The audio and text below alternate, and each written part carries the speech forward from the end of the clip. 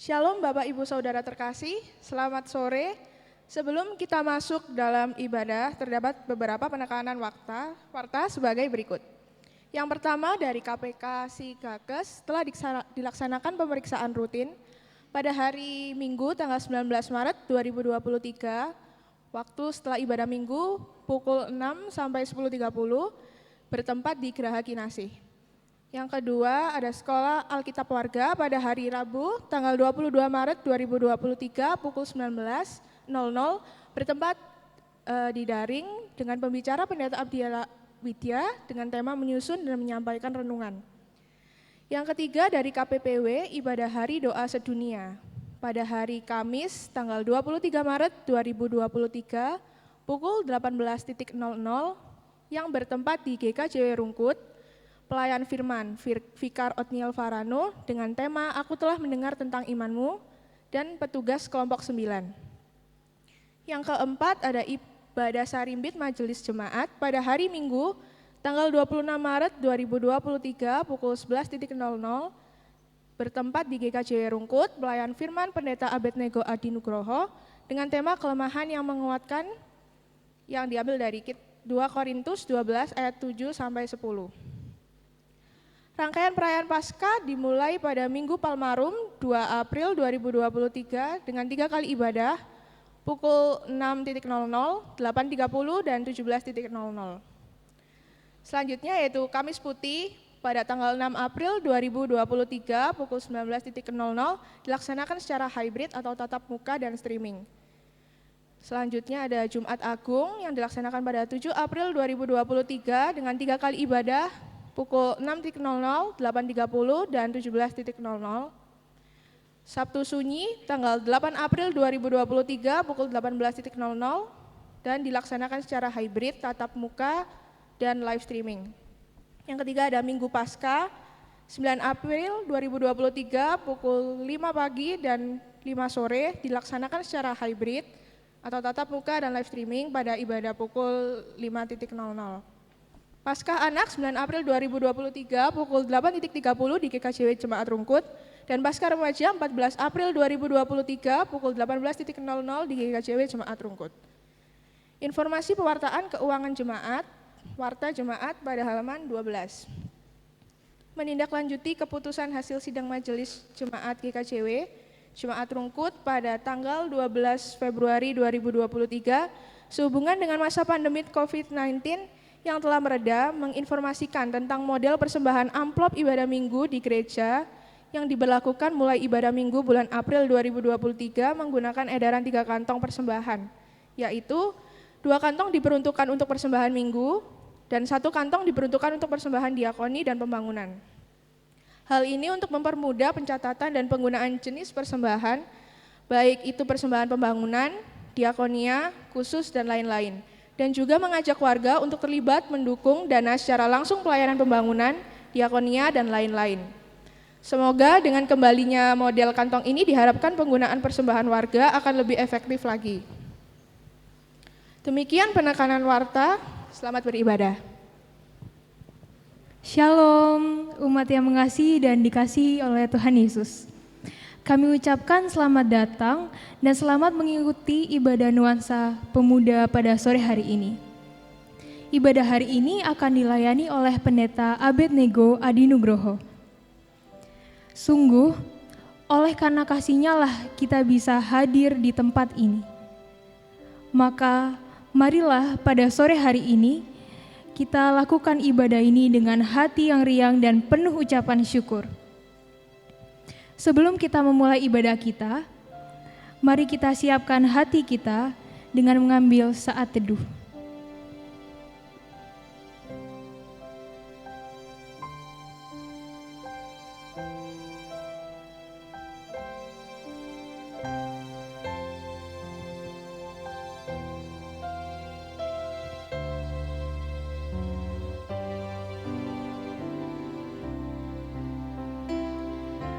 Umat yang dikasihi Tuhan, mari kita memulai peribadatan kita dengan bangkit berdiri. Mari datang dan menyembah Dia, sebab Tuhan itu baik, bahwasannya kekal untuk selama-lamanya.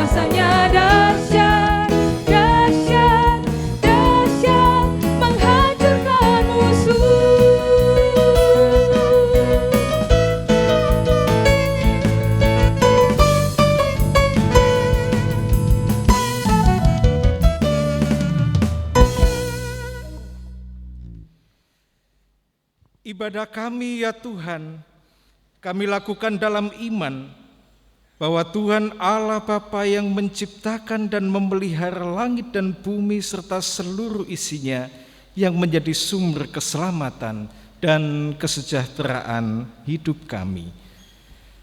Kasih karunia dan damai sejahtera dari Allah Bapa dan Tuhan Yesus Kristus senantiasa menyertai saudara sekalian. Amin. Umat dipersilakan untuk duduk kembali. Bapak, Ibu, dan rekan-rekan pemuda yang dikasihi Tuhan, tema ibadah yang kita gumuli bersama pada ibadah hari ini adalah meneladani Tuhan Yesus yang solider adalah kesaksian hidup kita. Rekan-rekan pemuda dan Bapak Ibu sekalian, tema ini mengajak kita untuk selalu dekat dengan Tuhan. Oleh sebab itu, marilah kita membuka hati kita kepadanya. Biarlah Tuhan menyatakan kasih-Nya melalui kita. Mari bersama-sama kita menyanyikan lagu Kidung Jemaat nomor 292, baitnya yang pertama sampai ketiga.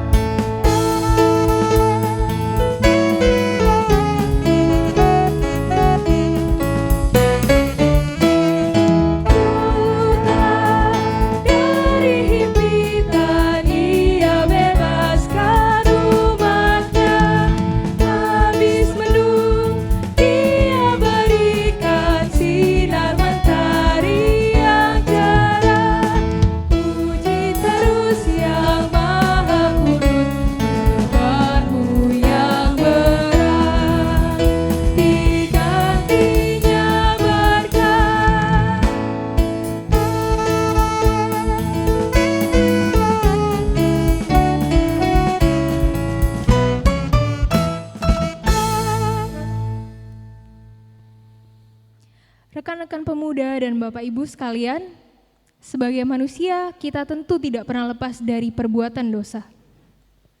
Apa yang kita pikirkan terkadang mengecewakan hati Tuhan dan sesama kita, baik secara sengaja maupun tidak sengaja. Untuk itu, marilah kita merendahkan hati kita dan kita naikkan doa pengakuan dosa.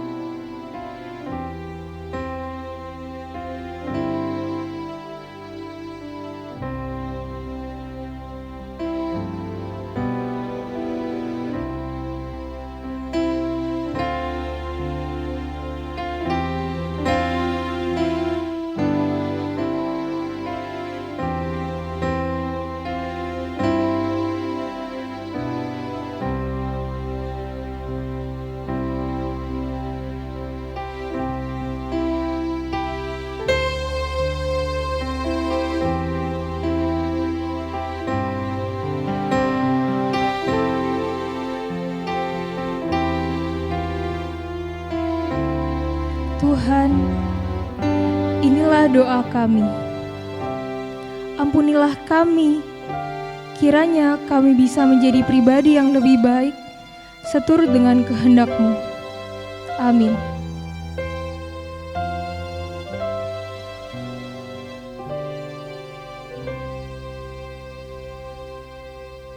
Umat yang dikasihi Tuhan diundang untuk bangkit berdiri.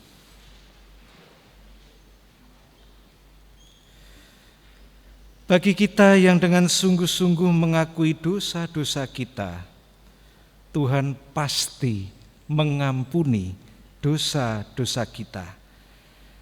Seperti tertulis dalam kitab Yesaya 44 ayatnya yang ke-22 demikian.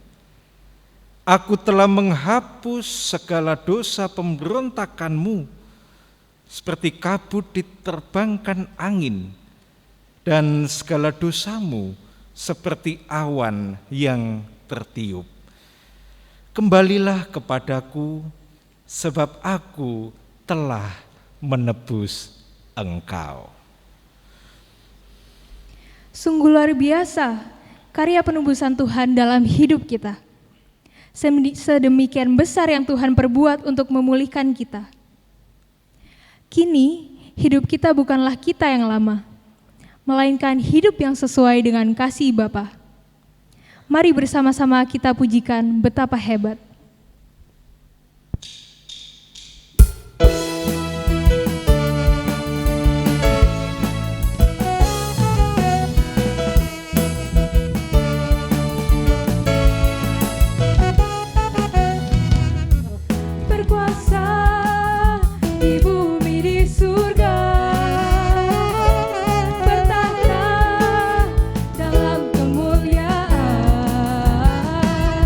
Dialah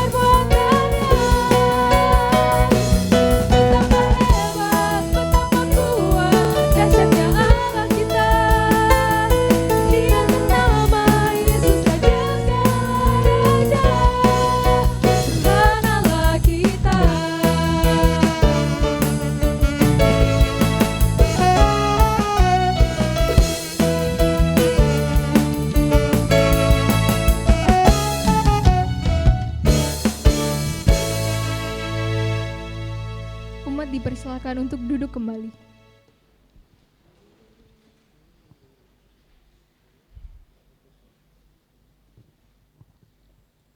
Umat Tuhan, mari kita persiapkan hati kita untuk membaca dan merenungkan firman-Nya. Mari kita datang dengan hati yang penuh kerinduan. Karyamu sempurna, ajaib dan mulia, penyertaan berikan kasih-Mu kepadaku, ku agungkan Engkau, Yesus termulia, kasih-Mu terindah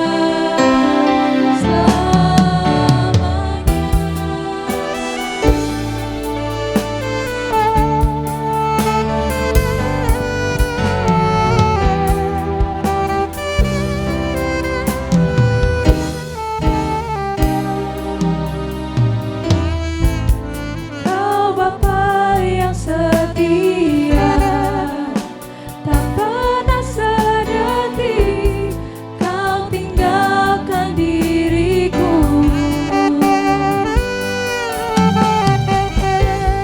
Hatiku teguh di dalam janji-Mu, sampai ku melihat kuasa-Mu. Karyamu sempurna, ajaib dan mulia, penyertaan-Mu buktikan kasih-Mu kepadaku, ku agungkan Engkau, Yesus termulia, kasih-Mu terindah selamanya. Ku tetap berharap di dalam kesesakan, ku tetap percaya walau tak melihat. Aku yakin karyamu sempurna, ajaib dan mulia, penyertaan-Mu buktikan kasih-Mu kepadaku, ku agungkan Engkau, Yesus termulia, kasih-Mu terindah. Karyamu sempurna, ajaib dan mulia, penyertaan-Mu buktikan kasih-Mu kepadaku, ku agungkan Engkau, Yesus termulia, kasih-Mu terindah, kasih-Mu terindah.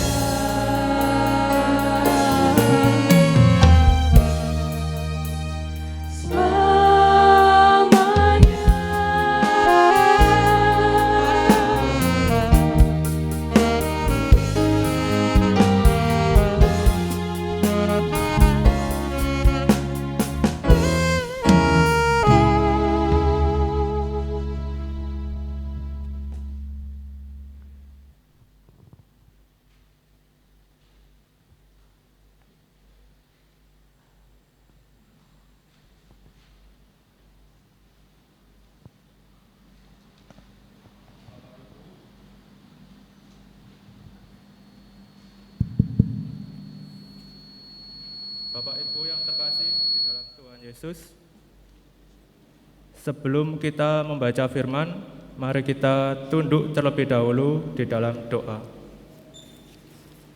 Mari kita berdoa. Tuhan Allah Bapa, Tuhan yang kami sembah di dalam Yesus Kristus, terima kasih Tuhan atas kasih-Mu pada kami sehingga kami dapat berkumpul kembali di gereja-Mu. memuji dan memuliakan nama-Mu. Kini kami hendak membaca firman-Mu, mendengar dan merenungkannya. Berkati setiap hati dan pikiran kami, supaya kami mengerti apa yang baik, yang sesuai dengan kehendak-Mu. Biarlah kami menjadi pribadi yang lebih baik di lingkungan kami masing-masing dan terus bertumbuh oleh karena firman-Mu. Berkati juga Bapak Pendeta Abednego yang akan menyampaikan firman-Mu, biarlah apa yang disampaikan seturut dengan kehendak-Mu, karena Engkau sendiri yang berkarya. Berfirmanlah ya Tuhan, kami siap mendengarkan. Di dalam nama Tuhan Yesus Kristus kami berdoa dan bersyukur. Amin. Bacaan firman pada sore hari ini yang pertama terambil dari kitab 1 Samuel pasal 16 ayat 1 sampai 13. 1 Samuel pasal 16 ayat 1 sampai 13.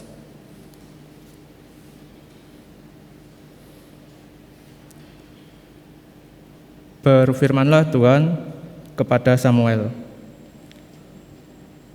berapa lama lagi engkau berdukacita karena Saul?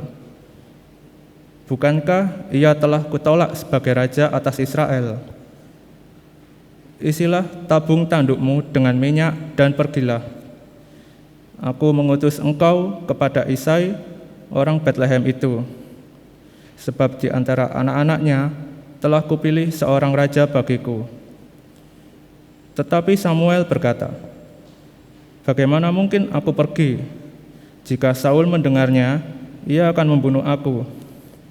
Firman Tuhan, bawalah seekor lembu muda dan katakan, aku datang untuk mempersembahkan korban kepada Tuhan. Kemudian undanglah Isai ke upacara pengorbanan itu. Lalu aku akan memberitahukan kepadamu apa yang harus kau perbuat. Urapilah bagiku orang yang akan kusebut kepadamu. Samuel berbuat seperti yang difirmankan Tuhan, dan tibalah ia di kota Betlehem. Para tua-tua di kota itu datang dan mendapatkannya dengan gemetar dan berkata, adakah kedatanganmu ini membawa selamat? Jawabnya, ya benar. Aku datang untuk mempersembahkan korban kepada Tuhan. Kuduskanlah dirimu dan datanglah dengan daku ke upacara pengorbanan ini.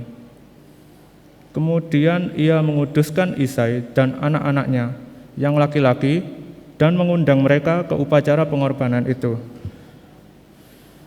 Ketika mereka itu masuk dan Samuel melihat Eliab, lalu pikirnya, sungguh di hadapan Tuhan sekarang berdiri yang diurapinya. Tetapi berfirmanlah Tuhan kepada Samuel, janganlah pandang parasnya atau perawakan yang tinggi, sebab aku telah menolaknya. Bukan yang dilihat manusia, saya ulangi, bukan yang dilihat manusia, yang dilihat Allah. Manusia melihat apa yang di depan mata, tetapi Tuhan melihat hati. Lalu Isai memanggil Abinadab dan menyuruhnya lewat di depan Samuel.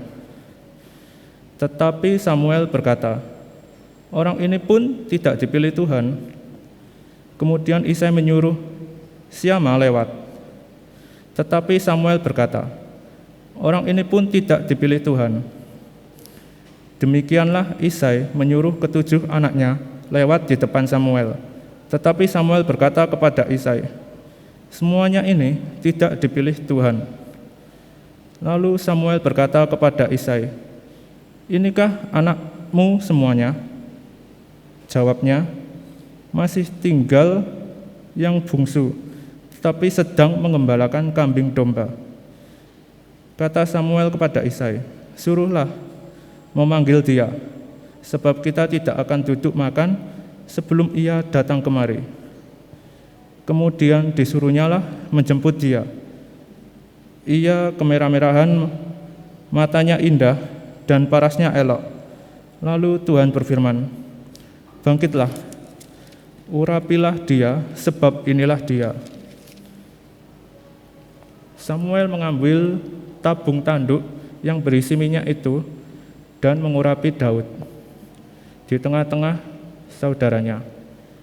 Sejak hari itu dan seterusnya, berkuasalah roh Tuhan atas Daud, lalu berangkatlah Samuel menuju Rama.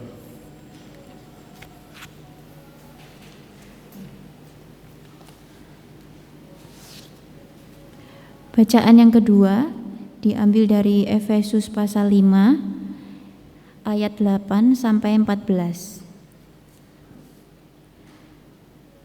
Efesus 5 ayat 8 sampai 14. Memang dahulu kamu adalah kegelapan, tetapi sekarang kamu adalah terang di dalam Tuhan. Sebab itu, hiduplah sebagai anak-anak terang.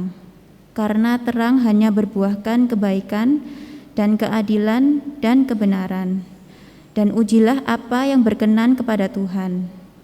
Janganlah turut mengambil bagian dalam perbuatan-perbuatan kegelapan yang tidak berbuahkan apa-apa. Tetapi sebaliknya, telanjangilah perbuatan-perbuatan itu. Sebab menyebutkan saja pun apa yang dibuat oleh mereka di tempat-tempat yang tersembunyi telah memalukan. Tetapi segala sesuatu yang sudah ditelanjangi oleh terang itu menjadi nampak, sebab semua yang nampak adalah terang. Itulah sebabnya dikatakan, "Bangunlah, hai kamu yang tidur, dan bangkitlah dari antara orang mati, dan Kristus akan bercahaya atas kamu." Adapun bacaan yang ketiga pada hari Minggu Prapaskah yang keempat ini merupakan bagian dari Injil sebagaimana tertulis di dalam Injil Yohanes pasal 9 ayat 1 sampai 41. Injil Yohanes pasal 9 ayat 1 sampai 41. Kita akan membacanya ayat 1 sampai 12. Inilah permulaan Injil Kristus.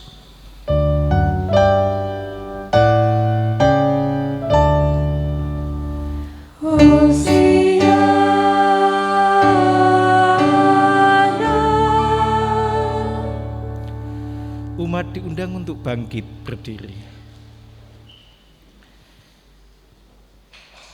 Demikian kesaksian Alkitab di dalam Injil Yohanes pasal 9 ayat 1 sampai 41, kita baca ayat 1 sampai 12.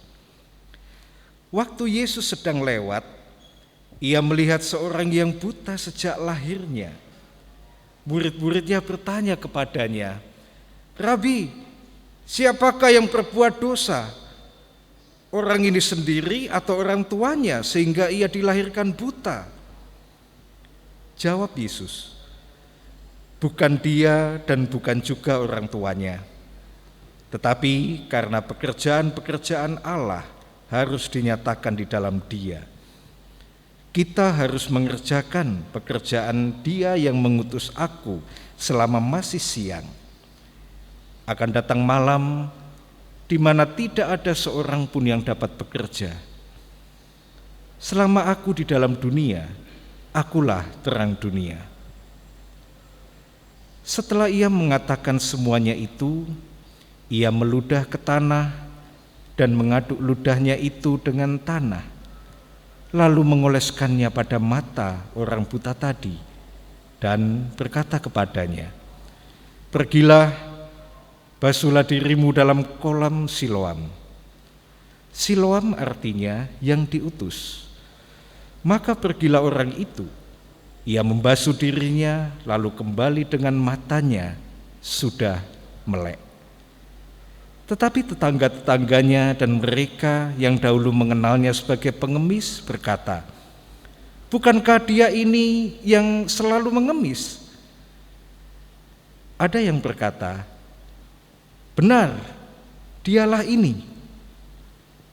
Ada pula yang berkata, bukan, tetapi ia serupa dengan dia. Orang itu sendiri berkata, benar, akulah itu.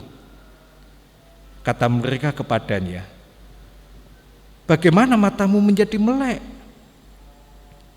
Jawabnya, orang yang disebut Yesus itu mengaduk tanah, mengoleskannya pada mataku dan berkata kepadaku, pergilah ke Siloam dan basuhlah dirimu. Lalu aku pergi, dan setelah aku membasuh diriku, aku dapat melihat. Lalu mereka berkata kepadanya, di manakah dia? Jawabnya, aku tidak tahu. Demikian pembacaan Alkitab. Yang berbahagia ialah mereka yang mendengarkan firman Allah dan yang memeliharanya. Amin.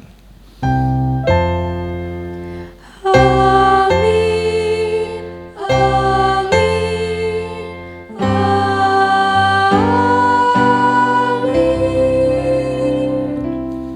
Umat dipersilahkan duduk kembali.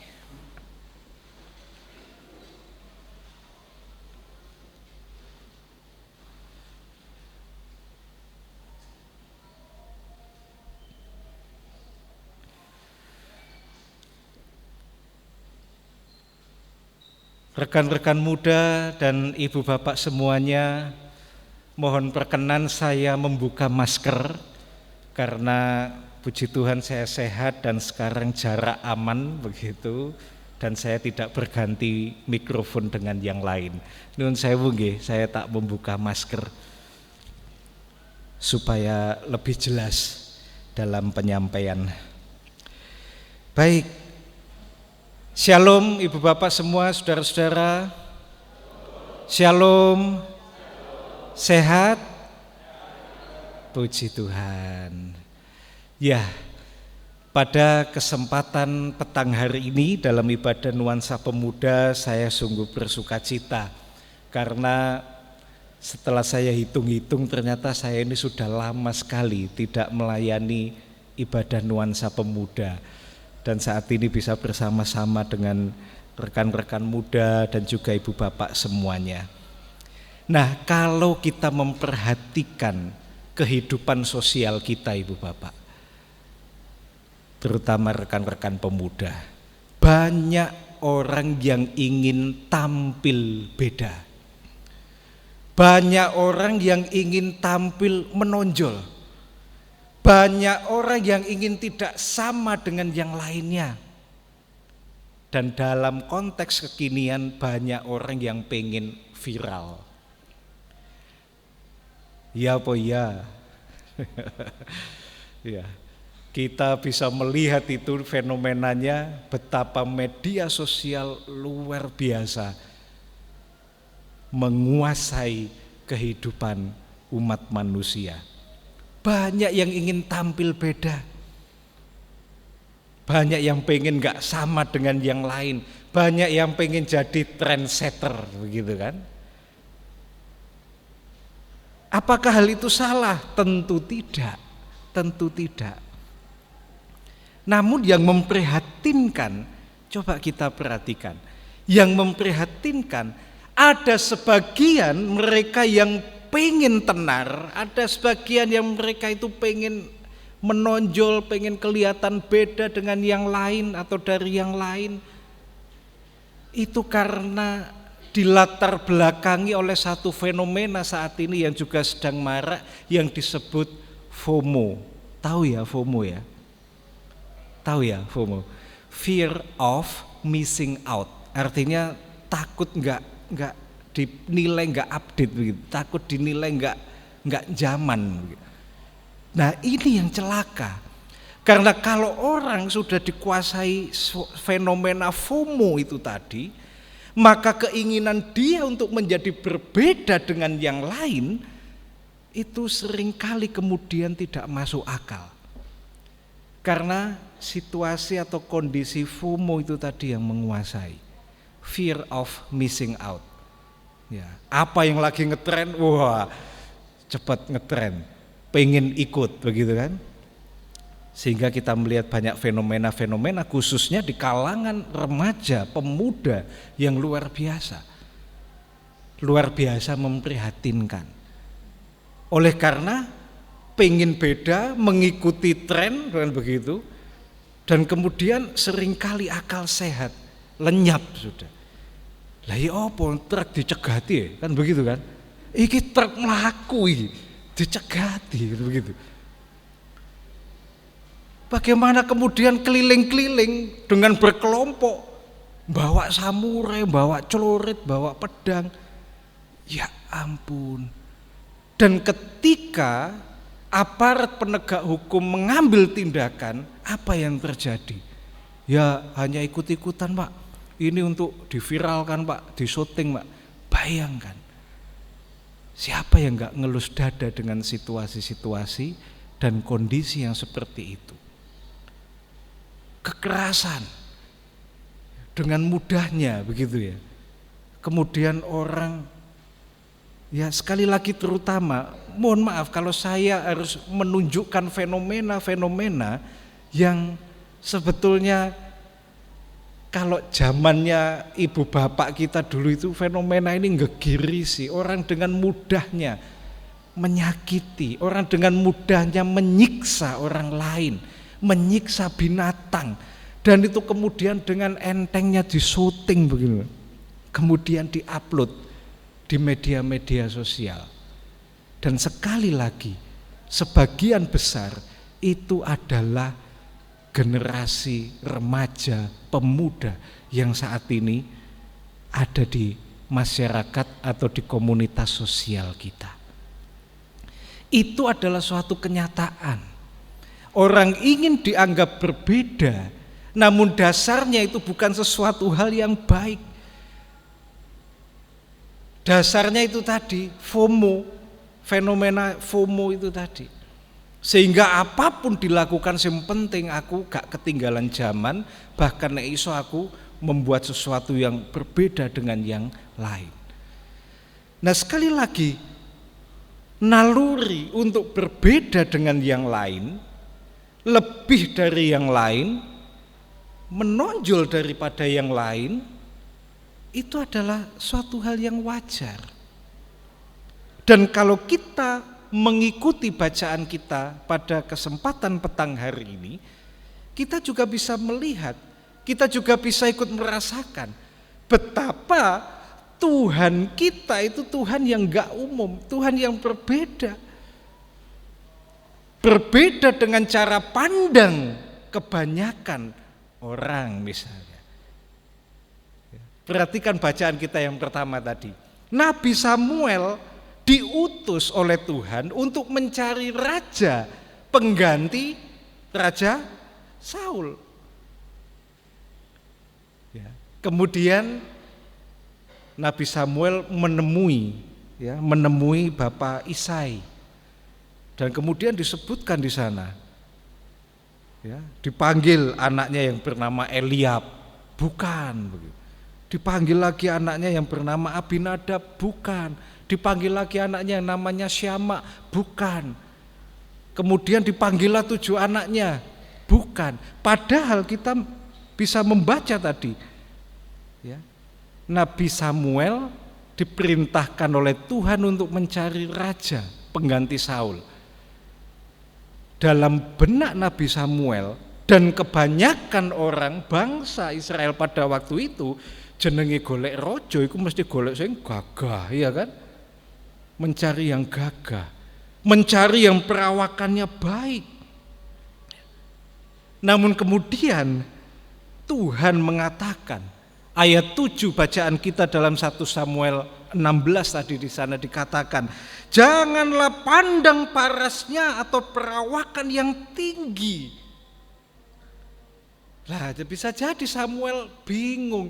Lah terus yang pundi Gusti? Menika sanes, ini bukan. Yang mana Tuhan? Ini Engkau tugaskan untuk mencari raja loh Tuhan, begitu kan? Secara manusiawi Nabi Samuel bisa mengatakan itu, iki sing sip, Mungkin koyok Pak Alen ngono ya sing gagah begitu kan ya. Lho tibake sing dipilih Tuhan yang mana? Daud. Dan dalam bacaan kita tadi disebutkan di sana ya, yang dipilih oleh Tuhan adalah Daud. Ia itu kemerah-merahan. Mungkin imut-imut begitu ya, kayak aku Fe. Gua Pak nek sampean ono amit-amit Pak gitu. Jadi yang dipilih bukan seperti yang Pak Alen begitu kan, yang gagah gitu. Ya. Tapi ternyata Tuhan milih yang kemerah-merahan, imut-imut, apa istilahnya, cabi gitu ya? Hah? Atau apa begitu istilahnya? Istilah kekinian. Di luar nalar, berbeda. Cara pandang Tuhan kita beda. Dan itu ditegaskan oleh Tuhan, jangan pandang parasnya atau perawaan, sebab aku menolaknya. Bukan yang dilihat manusia, yang dilihat Allah. Manusia melihat apa yang di depan mata, tetapi Tuhan melihat hati.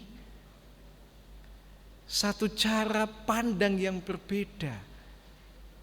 Orang biasanya melihat dari, dalam istilah Jawa itu dedek piadeknya. Wah ini mesti sip iki. Tapi Tuhan ternyata tidak melihat itu. Tuhan melihat hati. Bacaan kita Injil ini juga menarik. Kalau kita perhatikan, ketika Tuhan Yesus berjalan dengan para muridnya ketika bertemu dengan orang yang buta sejak lahir, para murid berpandangan sama dengan orang kebanyakan pada waktu itu. Cara pandang orang kebanyakan pada waktu itu, kalau orang itu diberkati itu karena dia baik, karena dia soleh begitu. Tapi kalau orang itu mengalami sesuatu yang kurang baik dalam hidupnya, itu karena dia dosa begitu.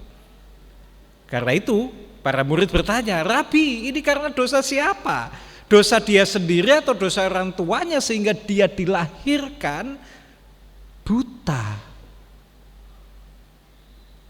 Kembali kita diperlihatkan Tuhan kita adalah Tuhan yang punya cara pandang yang tidak sama dengan cara pandang umumnya. Tuhan tidak mengatakan ini karena dosa ini. Tidak. Jawab Yesus, bukan dia dan bukan juga orang tuanya, tetapi karena pekerjaan Allah harus dinyatakan di dalam dia. Tuhan punya cara pandang yang berbeda. Sekali lagi. Dan mari kita perhatikan apa yang membuat Tuhan beda dengan cara pandang atau cara berpikir ya, kebanyakan orang pada waktu itu. Satu yang mendasarinya, Tuhan punya rasa kemanusiaan. Tuhan punya rasa solidaritas. Kebanyakan orang berpikir, kebanyakan orang mau mencari teman, kebanyakan orang mau mencari pemimpin adalah mereka-mereka yang hebat-hebat dalam segala hal. Namun Tuhan mengingatkan, bukan yang hebat-hebat itu, tapi yang sederhana sekalipun bisa dipakai oleh Tuhan. Amin. Amin. Karena itu Tuhan, istilah lain dalam lagu-lagu kita, lagu-lagu populer Kristiani, Tuhan tidak memandang rupa, namun Tuhan melihat hati. Dan itu yang membuat Tuhan berbeda dari kebanyakan orang. Tuhan menggunakan hati, Tuhan menggunakan rasa. Bayangkan ketika si buta sudah dalam keadaan yang secara sosial tidak menguntungkan, itu masih dihakimi. Sopo Gusti sing dosa? Dia yang dosa atau orang tuanya? Mendahneo betapa hancurnya hati si buta pada waktu itu. Namun Tuhan mengatakan, bukan dia, bukan juga orang tuanya. Tuhan punya hati. Tuhan ikut merasakan. Tuhan solider terhadap si buta. No, bukan soal dosa. Dan Tuhan ingin mengatakan itu bukan hakmu untuk mengatakan dosa, mengadili sesamamu, bukan. Semua ini terjadi karena pekerjaan-pekerjaan Allah harus dinyatakan melalui Dia. Bayangkan, dari yang terhakimi, dari yang ditunjuk-tunjuk sebagai orang yang berdosa, kemudian oleh Tuhan diangkat karena pekerjaan-pekerjaan Allah harus dinyatakan di dalam Dia. Luar biasa Allah kita. Amin. Dia Allah yang peduli. Dia Allah yang tidak ikut-ikutan memandang hina. Karena Dialah Sang Pencipta dan Dia menciptakan kita semua baik adanya. Karena itu panggilan kita, Rasul Paulus di dalam suratnya kepada jemaat di Efesus mengingatkan, kamu yang dahulu gelap sekarang menjadi terang, dan hiduplah sebagai anak-anak terang. Bagaimana hidup sebagai anak-anak terang? Hidup yang selalu meneladan Tuhan dalam kehidupan kita. Kita boleh dan harus menjadi beda dengan yang lain dalam hal kebaikan. Kalau yang lain mudah menunjuk-nunjuk orang, menyalah-nyalahkan orang, kita dipanggil untuk berbeda. Dipanggil untuk menjadi anak-anak Tuhan, kaum muda milik Tuhan, umat Tuhan yang punya hati, yang punya rasa, ya, dalam kehidupan dengan sesama. Itulah solidaritas. Kita dipanggil untuk solider. Karena Kristus, Tuhan kita adalah Tuhan yang solider. Gampangnya adalah kita dipanggil untuk peduli. Ya. Kalau kita berbeda, bukan berbeda karena FOMO itu tadi. Pokoknya ngetren, entah itu baik atau tidak baik, yang penting aku gak ketinggalan zaman, yang penting bahkan aku iso nampak lebih dari yang lain. Ya, kita dipanggil untuk berbeda, tapi sekali lagi dalam hal kebaikan. Dan petang hari ini kita belajar kebaikan yang dikehendaki Tuhan, kebaikan yang diteladankan oleh Tuhan adalah masalah solidaritas, rasa, hati dalam kehidupan. Dan disitulah kita bisa membangun kehidupan bersama ini dengan indah. INP, rekan-rekan muda saling mengamati, sopo iki koncoku sing gak ketok. Nah, engko nanti kontak, bro, nang di bro INP gak ketok bro, begitu kan? Nah, kan harus gitu, peduli, ya kan? Waduh, aku lagi gak enak hatiku, lapo sih, putus aku, wah, kesempatan iki. Gak, bukan itu. Temani dia, motivasi dia, ya. Aku ono masalah aku mbek orang tuaku, temani dia, ajak dia, bangkitkan semangatnya, ya. Ojo meru koncone gak ketok, biasa iku, gak tau nang gereja, ancene arek muokong, aduh, jangan, kan begitu kan, jangan. Rengkuh mereka, ajak mereka, Ya. Kaum muda yang meneladan Kristus, kaum muda yang solider, berbeda dengan yang lain. Kalau yang lain egois, biarlah egois. Kita dipanggil berbeda untuk peduli kepada sesama.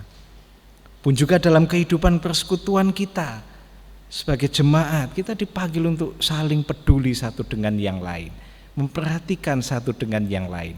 Dan ketika kita mau menerapkan hidup yang solider, hidup yang peduli, hidup yang berbeda dalam kebaikan, itulah kesaksian kita untuk kemuliaan nama Tuhan.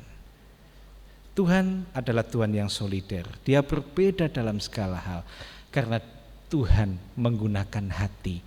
Ayo kita pakai hati, rasa kita, kemanusiaan kita, kepedulian kita, solidaritas kita untuk membangun kehidupan yang lebih indah. Biarlah kehidupan anugerah Tuhan semakin indah karena setiap orang di dalamnya adalah mereka yang mau meneladan Kristus, yang solider kepada umatnya. Tuhan Yesus memberkati. Amin. Saat teduh bagi kita semua.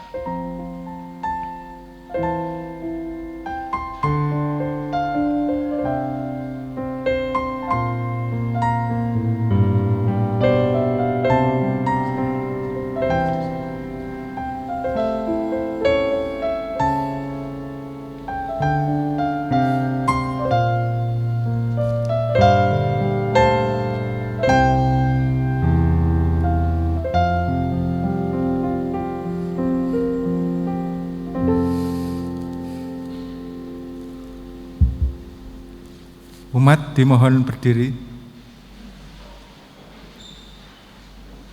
Dengan sikap sempurna, marilah kita ikrarkan kembali pengakuan iman rasuli dengan diakhiri kata amin. Pengakuan iman rasuli. Aku percaya kepada Allah Bapa yang Maha Kuasa, Khalik langit dan bumi, dan kepada Yesus Kristus, anaknya yang tunggal Tuhan kita, yang dikandung daripada Roh Kudus, lahir dari anak darah Maria, yang menderita di bawah pemerintahan Pontius Pilatus, disalibkan, mati dan dikuburkan, turun ke dalam kerajaan maut. Pada hari yang ketiga bangkit pula dari antara orang mati, naik ke surga, duduk di sebelah kanan Allah Bapa yang Maha Kuasa, dan akan datang dari sana untuk menghakimi orang yang hidup dan yang mati. Aku percaya kepada Roh Kudus, gereja yang kudus dan persekutuan orang kudus, pengampunan dosa, kebangkitan daging, dan hidup yang kekal. Amin. Umat dimohon duduk kembali.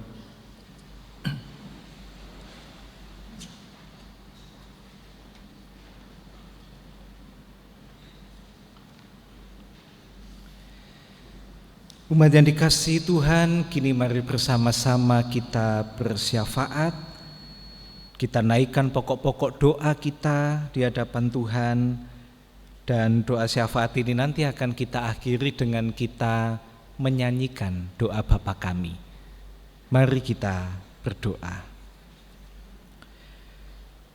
Sungguh kami bersyukur atas kasih dan rahmat-Mu dalam kehidupan kami ya Tuhan. Kami bersyukur mempunyai Allah yang sangat mengasihi kami, yang solider terhadap kami manusia yang lemah dan berdosa, yang terus menolong kami dalam setiap keletihan, kelemahan, kelesuan kami, saat kami harus menghadapi berbagai tantangan kehidupan, bahkan dalam keberdosaan kami. Karena itu ya Tuhan, kami rindu untuk mengungkapkan syukur kami, dengan kami senantiasa hidup seturut dengan apa yang Tuhan kehendaki, meneladan Tuhan, menjadi pribadi-pribadi yang solider, yang berbela rasa, peduli kepada sesama. Dan biarlah melalui kehidupan yang demikian, berbagai keprihatinan yang ada berganti dengan indahnya hidup, sebagaimana yang Tuhan karyakan bagi kami semua. Mewujudkan kepedulian dan solidaritas kami dalam syafaat ini perkenankan kami mendoakan saudara-saudara kami yang sakit dan dalam proses pemulihan kesehatan. Kami doakan Bapak Bambang Pambudi, Bapak Sugito Adi Seputro, Bapak Sirwandi, Bapak Sukiyo, Ibu Wiwin Utari, Saudari Teresia Emilda, Bapak Widoyoko, Bapak Bambang Priambodo, Bapak Widyo Pramyono, Saudara Yeremia Bagus Pratama, Bapak Sartono Nar, Ibu Endang Wastitiati, Ibu Sriwidianti Trireno, Bapak Madrias Agustinus, Bapak Teddy Frans Salindehu, Ibu Yasmani Marlan, Bapak Hari Haryanto, Bapak Setio Tomo Baris, dan saudara kami Hirdian Sonarendra. Kami yakin dan percaya lawatan Tuhan turun atas saudara-saudara kami ini, menumbuhkan kekuatan, pengharapan, bahkan pemulihan bagi saudara-saudara kami yang sedang sakit dan berproses berpulih akan kesehatannya. Kami juga mendoakan saudara-saudara kami, keluarga-keluarga Kristiani milik Tuhan. Kami berdoa pada hari Minggu ini bagi keluarga Bapak Yohanes Pujiarto, Bapak Heri Subagio, Bapak Suto Wibowo, Bapak Soni Hendrata, Ibu Sri Bulatsih, Bapak Anantio Dwi Cahyono, Bapak Andika Rusdiana Putra, Ibu Vira Rininta Dewi, Bapak Galileo, Bapak Heru Wijayanto, Bapak Ido Yan Aditya, Bapak Guntur Irmatayan, Saudara Hari Minantio, Bapak Yesaya Yudo Tomo Sigit, dan keluarga Ibu Yohana Yosefin Simatau. Kami yakin dan percaya Tuhan berkenan untuk hadir dan bertahta dalam kehidupan keluarga-keluarga milik Tuhan ini, sehingga damai, sejahtera, sukacita boleh terpancar dalam kehidupan keluarga-keluarga milik-Mu ini. Dan biarlah melalui keluarga-keluarga Kristen milik Tuhan, semakin banyak orang yang merasakan kasih Tuhan dalam kehidupannya dan nama Tuhan dimuliakan. Perkenankan kami juga bersukacita bersama dengan saudara-saudara kami yang berulang tahun pada pekan ini. Kiranya Tuhan memberkati saudara-saudara kami ini dengan kesehatan, kekuatan, sukacita, dan damai sejahtera. Biarlah bertambahnya usia 1 tahun boleh senantiasa membawa rasa dan ungkapan syukur saudara-saudara kami ini dalam kehidupannya, dan biarlah nama Tuhan dimuliakan. Kami doakan persekutuan kami di Gereja Kristen Jaya Wetan, pelayanan-pelayanan di lingkup Majelis Agung, Majelis Daerah, pun Majelis Jemaat, khususnya di Jemaat Rungkut ini. Kiranya Tuhan memberkati para pelayan dan seluruh warga jemaat, sehingga bersama-sama kami dapat mewujudkan kehidupan yang penuh rasa syukur dalam bentuk kehidupan persekutuan yang semakin indah dalam suasana pandemi yang sudah semakin terkendali. Kami boleh kembali bersemangat untuk membangun persekutuan-persekutuan, baik persekutuan di komisi-komisi, di kelompok-kelompok, pun juga di wilayah-wilayah. Biarlah melalui persekutuan dan kegiatan-kegiatan gerejawi yang kami bangun, kami boleh terus bertumbuh dalam iman dan pengharapan dalam menghadapi kehidupan yang penuh dengan pergumulan ini. Kami doakan seluruh warga jemaat dengan berbagai karya keseharian masing-masing. Kiranya Tuhan memampukan tiap-tiap warga jemaat milik-Mu dalam melakukan setiap karya dalam kehidupannya, dan biarlah melalui karya itu berkat Tuhan mengalir dalam kehidupan tiap-tiap warga jemaat milik Tuhan. Anak-anak kami yang masih menempuh pendidikan di jenjang apapun juga Tuhan berkati, sehingga mereka boleh berhasil, khususnya anak-anak kami yang tengah bersiap atau bahkan sudah memulai menghadapi ujian-ujian di jenjang pendidikan mereka masing-masing. Kami yakin dan percaya kasih Tuhan dan berkat Tuhan turun atas anak-anak kami sehingga mereka boleh menempuh pendidikan dengan sebaik-baiknya. Pun juga anak-anak jemaat yang bergumul akan pekerjaan, akan usaha, akan pasangan hidup, Tuhan memberkati mereka semua. Tuhan kuatkan iman dan percayanya untuk meyakini bahwa ada rancangan Tuhan yang indah dalam setiap peristiwa yang terjadi dalam kehidupan, sehingga anak-anak Tuhan boleh tetap kokoh dalam iman, menjalani hidup seturut kehendak Tuhan, dan boleh memuliakan Tuhan dalam kehidupan mereka. Bangsa dan negara kami doakan, biarlah pemerintah dan seluruh warga negara Indonesia, kami semua boleh mewujud nyatakan kehidupan yang baik sesuai dengan tugas dan tanggung jawab kami masing-masing, sehingga berbagai keprihatinan yang terjadi dalam hidup berbangsa dan bernegara boleh berganti dengan indahnya kehidupan oleh karena kebaikan yang terpancar dalam diri dan kehidupan seluruh warga negara Indonesia. Inilah doa-doa yang dapat kami ungkapkan kepadamu. Tentunya masih banyak hal yang rindu untuk kami haturkan, namun kami yakin dan percaya Engkau adalah Tuhan yang maha mengetahui apa yang menjadi pergumulan setiap kami umat-Mu. Karena itu segala doa kami haturkan dengan penuh percaya akan kuasa Tuhan kami Yesus Kristus yang telah mengajar kami berdoa.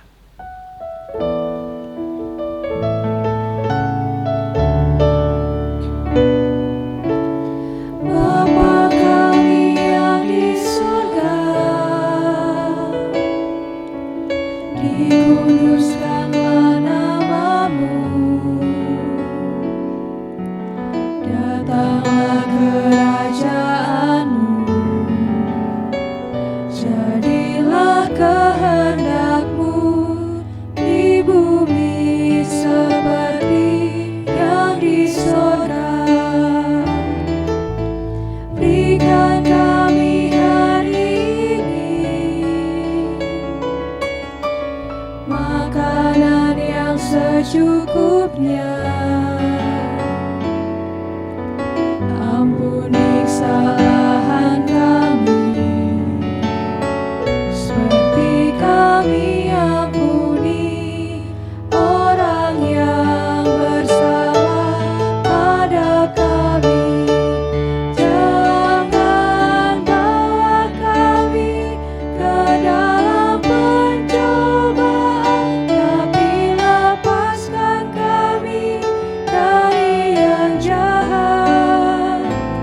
Karena Engkau punya kerajaan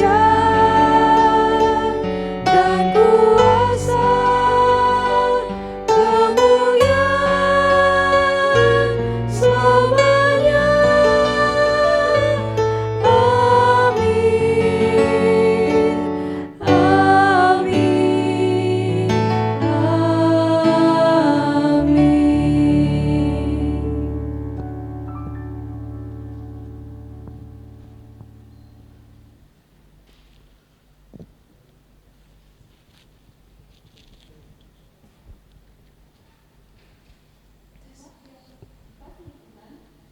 Sekarang saatnya bagi kita untuk mengungkapkan rasa syukur kita atas pemeliharaan Allah dalam bentuk persembahan materi yang bisa kita salurkan melalui transfer, QR Code, atau dapat dititipkan melalui ketua pengurus kelompok.